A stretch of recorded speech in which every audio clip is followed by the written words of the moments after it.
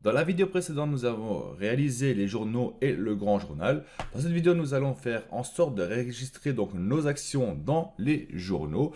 C'est pourquoi nous allons donc créer le formulaire avec ces contrôles. Je suis Daniel Tutorial. Allez, c'est parti.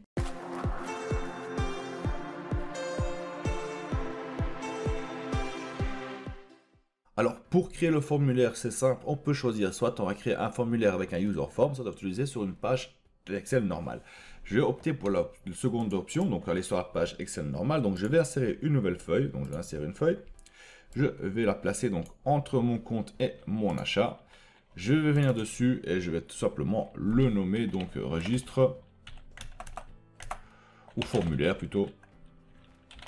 Voilà, formulaire. Je vais donner donc un fond de 14 et on va mettre la couleur de la même couleur que les autres. Ainsi, on garde la consistance, la même chose. Par contre, ça, ce que je peux faire ici, c'est changer le fond, la même chose qu'on a mis de l'autre côté. Voilà, ainsi, c'est la même couleur. Hein. C'est un peu mieux. Et donc, on va créer notre formulaire de registre. Donc, on va venir ici, on va se placer plus ou moins dans B3. On va placer donc journal. Donc ici, on va donc sélectionner nos journaux. Ça, je vais le mettre en couleur blanc. Voilà, on va laisser une ligne de vide. On va mettre ici la date. On va mettre ça en blanc. On vient ici, on va dire le montant. On va mettre ça en blanc. Et on va mettre donc au format monétaire, parce que ce sera le cas. On va se positionner plus ou moins, on va dire ici dans la cellule F. On va dire le numéro de document. Afin d'avoir le numéro de document, on se met à côté, on le met en blanc. On va leur donner quand même une bonne petite taille pour commencer. Comme ça. On va leur donner tous les deux la même taille en fait. Voilà. On va leur donner tous les quatre la même taille. Voilà, c'est beaucoup mieux. Donc désormais, ce que je vais faire, c'est sélectionner toutes mes cellules. Et leur placer donc un contour, une bordure tout autour. Je vais les mettre en gras aussi. Voilà. Et qu'est-ce que je peux encore faire? Je vais changer un peu la couleur de fond aussi. Voilà, je vais mettre en gris un peu plus clair. Ainsi, ça ressort un peu, hein, c'est pas... ça choque pas trop. Et on va leur mettre une belle contour bien noir autour pour la faire sortir un peu plus. Voilà, voilà. Qu'est-ce que je vais faire? Je vais sélectionner les deux cellules qui rentrent ici. Donc, hop, individuellement. Et je vais les faire rétrécir à plus ou moins 6. Ainsi, ça donne plus l'impression d'avoir donc un formulaire. Maintenant, ce qu'on va faire, on va se positionner donc dans la cellule B9 plus ou moins. Et on va créer donc un tableau. Donc ici, on va rien placer dans le premier. Ici, on va placer donc le compte.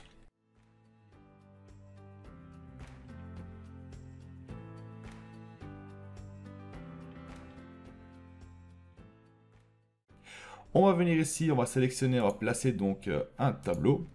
Oui, comporte des en-têtes. Je veux un tableau comme ceci. Je viens ici dans mon tableau. Je vais donc enlever le fond, je vais le mettre en blanc. Ceci, on va le placer de la même couleur que les autres. Ça veut dire on a mis ça. On va sélectionner. C'est quoi? On va sélectionner tout. On va tout placer au milieu. Ça, je vais le remettre sur le côté. C'est plus simple. Ça, je vais le mettre sur le côté. Et je vais donc donner un peu plus de taille à tous mes entrées. D'ailleurs, je vais mettre tout peut-être à la même hauteur. Voilà, voilà, ça c'est super ça. Ici, je ne veux pas qu'il s'affiche colonne, je veux qu'il m'affiche rien. Donc, je vais mettre une espace dedans. On va aussi enlever donc les filtres de notre tableau. Et on va commencer à placer donc nos formules dedans. Première chose ici, c'est qu'on va toujours placer le chiffre 1 dedans, quoi qu'il arrive. Donc dès que je veux une nouvelle feuille, donc une nouvelle entrée, je veux que le chiffre 1 soit affiché dedans. Ça, c'est quelque chose que je veux. Par la suite, le chiffre, on va donc le changer donc, dans une espèce de croix. Tout simplement. D'ailleurs, on va le faire maintenant. On va venir ici. On va aller dans mise en forme conditionnelle. On va donc jeu d'icône. Hop, on voit ici la croix. On va bien sûr le modifier, donc on va gérer, double-clic. Et si ce que je vais faire, je vais mettre la croix au-dessus. Je vais ici mettre aucun et aucun. Et là, on va mettre 1. Et ici, on va mettre 0. Si je fais OK, appliquer, on a désormais une petite croix qui s'affiche. Super. Maintenant, ce qu'on va faire, on va encore une fois le modifier et on va cocher la case ici, afficher l'icône uniquement. Je fais oui, je fais appliquer et j'ai ma petite croix qui est affichée dedans. Ça, c'est déjà bon pour la petite croix. Et cette croix, on va l'utiliser bien plus tard. Ça veut dire que plus tard, quand on va vouloir effacer, je vais faire un double clic sur la croix ici et il va effacer toute la ligne. Et là, ce qui est bien maintenant, chaque fois qu'on va créer une nouvelle ligne, on a automatiquement une croix qui s'ajoute dedans. Voilà pourquoi on a mis la formule est égale à 1. Désormais, ce qu'on va faire, on va ici donc récupérer donc, les comptes, les numéros de compte. Donc les numéros de compte qu'on a ici, on a nommé ça compte. On va récupérer ceci, donc ces valeurs-là, et les faire afficher ici dedans. On va donc pour ça dans données, on va dans validation de données, on va créer une liste. La liste est égale à quoi? Est égale à compte. Je fais entrée. Et désormais, donc, on a accès au compte. Ça veut dire que si je veux placer quelque chose que je n'ai pas, donc 5800, hop, il me donne un message disant ce compte n'existe pas, donc je ne peux pas l'utiliser. Donc, je dois effectivement utiliser un compte qui existe. À côté, tout simplement, ce qu'on va faire, on va récupérer la description du compte qui est là. Donc, je fais simplement est égal à index. Je viens ici. Quoi qu'on va faire une recherche V. C'est pas une base de données très compliquée, donc la valeur recherchée est celle qui est à côté. Où est-ce qu'on va rechercher ça? Ici dedans. Voilà, voilà. 0. Et on a une erreur parce que j'ai fait une bêtise, bien sûr. Donc on recommence égal à recherche V. La valeur recherchée est celle d'à côté. Où est-ce qu'on va rechercher cette valeur? Eh bien, ici dedans, dans notre tableau. Numéro d'index 2. Valeur proche 0, je ferme, je fais entrer et j'ai mon fournisseur. Enfin, ça fait longtemps que je peux travailler sur Excel et ça se voit, je suis en train de perdre quelques notions d'Excel. Donc 5500, donc on a la banque, c'est bien super. Ce sont donc nos débits et crédits, donc ça on va les mettre d'abord en monétaire. Si on est sûr c'est fait. Même chose pour le montant ici. Et la date, on va mettre en format date courte. Voilà. Ici simplement, on va mettre un chiffre dedans, 500 €. Donc la banque est augmentée de 500 €. Commentaire, rien de spécial. Voilà. En fait, non. Non, si, voilà. Et le check, on va laisser comme ça pour l'instant.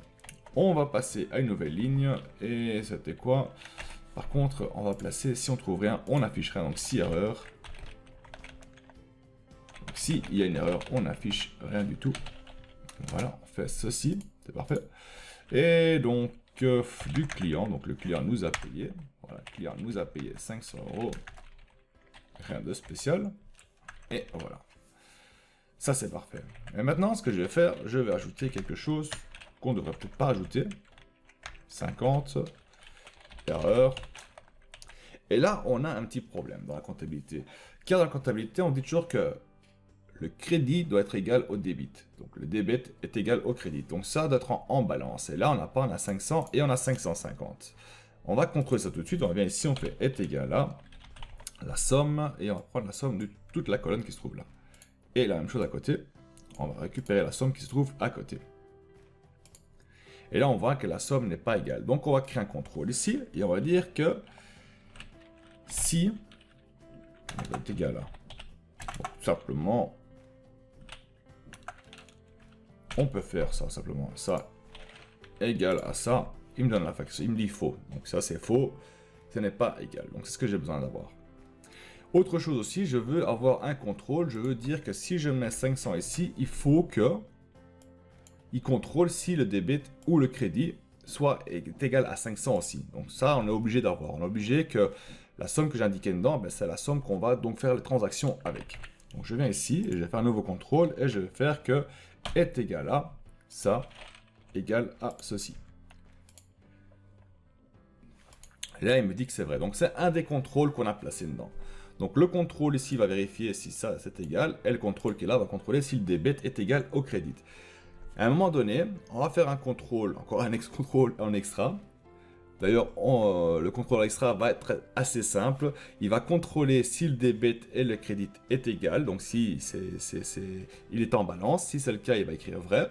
Et il va aussi contrôler si le montant qu'on a besoin de faire une transaction avec est égal au montant du débit qui est donc en balance. Si c'est le cas, c'est vrai, on va pouvoir donc faire la registration. Par contre, si une des deux n'est pas vraie, donc ça veut dire si elle n'est pas en balance ou si le montant ne correspond pas au débit, eh ben tout simplement on aura donc un faux et on ne pourra pas faire la transaction et on va devoir afficher qu'il y a une erreur. C'est pour ça qu'on a donc placé la case erreur ici, mais on va l'utiliser dans une prochaine vidéo, pas dans celle-ci. Dorénavant, donc on a cela, qu'est-ce qu'on va faire? On va créer ici un petit check. Et le petit check va servir à quoi? Va nous servir à contrôler que l'écriture qu'on fait, qu'elle est correcte. Donc ce que je veux pas avoir, je ne veux pas avoir par exemple de 500 et 50 ici. Ceci est une écriture incorrecte. Soit on fait un débit, soit on fait un crédit. Mais on ne peut pas faire deux choses en même temps sur une seule ligne. Donc on va devoir contrôler cela. Et comment est-ce qu'on va faire ça? Eh bien, tout simplement, avec une formule, donc je vais faire égal à si. Première chose qu'on va faire, c'est contrôler donc et on va dire que si le compte est égal à rien, et que débit est égal à rien, et que crédit est égal à rien, ça veut dire qu'il n'y a aucune entrée. S'il n'y a aucune entrée, on va indiquer que c'est vrai.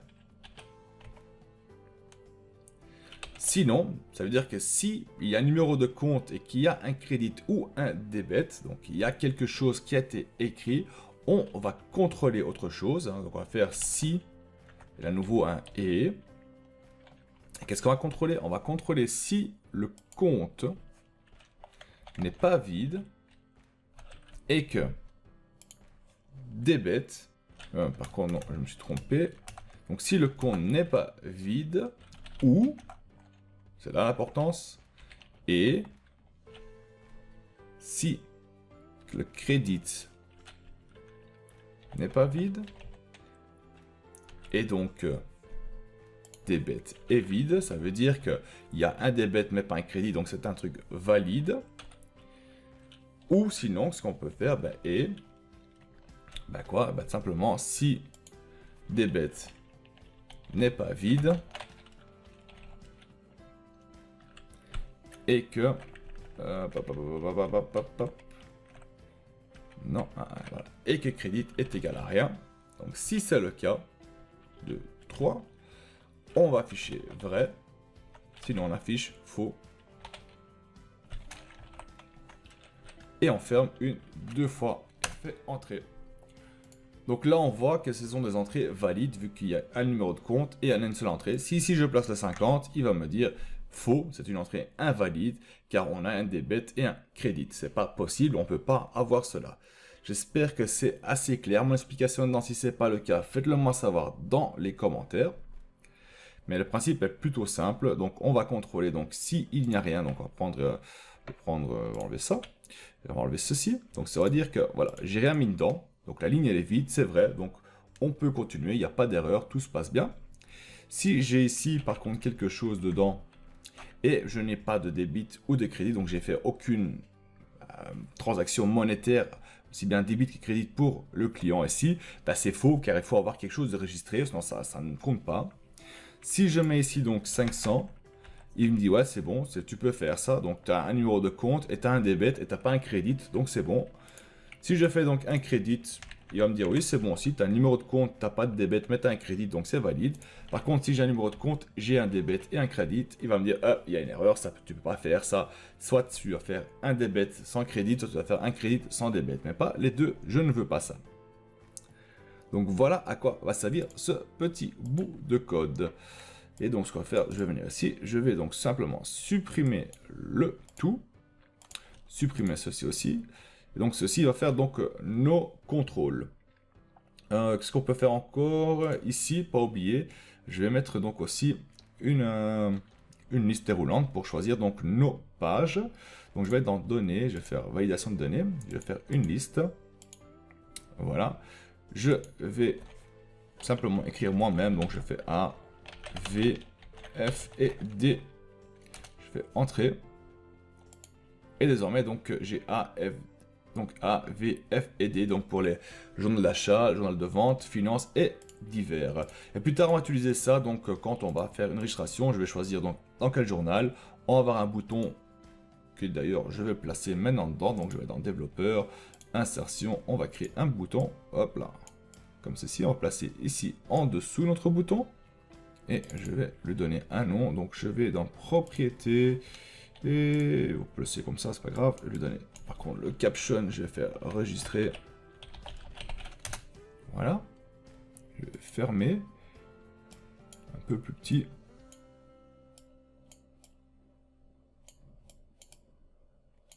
un peu plus grand. Voilà, le bouton, je vais le placer là. Et donc plus tard, ce qu'on va faire, ben, qu'au moment que je vais appuyer sur le bouton, ici, donc je vais cliquer pour valider, il va prendre le journal, il va dire, hop, je vais me placer ici, sur le journal V, va se retourner là, va prendre tout ce qui se trouve dans le formulaire et le placer donc dans le journal qu'on a besoin. Ce qu'on peut faire, ben, ça on n'a plus vraiment besoin, on peut venir et lui donner donc l'arrière-plan pour le faire masquer, donc la même couleur que l'arrière-plan pour le masquer. Voilà donc pour cette partie. La prochaine partie, nous allons voir donc comment effacer une ligne grâce à notre petite icône de croix ici qu'on avait créé. Donc on avait notre bouton de croix et on va voir comment donc en faisant un double clic dedans faire effacer donc toute la ligne qui se trouve ici. Allez, je vous retrouve dans la prochaine partie. Salut tout le monde.